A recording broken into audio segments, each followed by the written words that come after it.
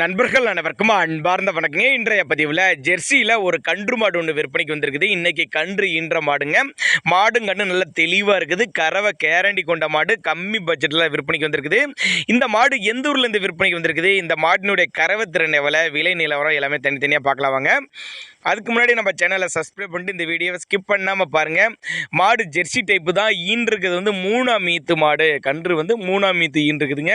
இன்றைக்கி தான் மாடு கன்று ஈன்றிருக்குதுங்க. காலக்கண்ணு ஈன்றிருக்குன்னு சொல்லியிருக்காங்க. 2 வேளைக்கு 15 லிட்டரு கறவை கேரண்டி சொல்லி கொடுக்கலாம்னு சொல்லியிருக்காங்க. சீம்பால் கறந்த வீடியோ பின்னாடி அட்டாச் ஆகிருக்குது ஆதாரத்துக்கு. அதனால் நீங்கள் நேரில் வந்து பார்த்து, கண்ணு மாடுங்கிறதுனால நீங்கள் கறவையை கறந்து பார்த்தே எடுத்துகிட்டு போய்க்கலாம். அந்தளவுக்கு நல்ல தரமான மாடு அப்படின்னு தான் சொல்லியிருக்காங்க.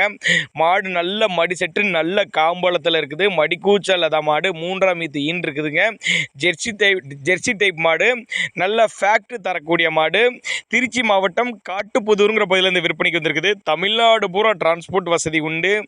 வெயிலோ மழையோ எல்லா கிளைமேட்டும் அடாப்ட் பண்ணிக்கக்கூடிய மாடு கண்ணு அப்படின்னு தான் சொல்லியிருக்காங்க.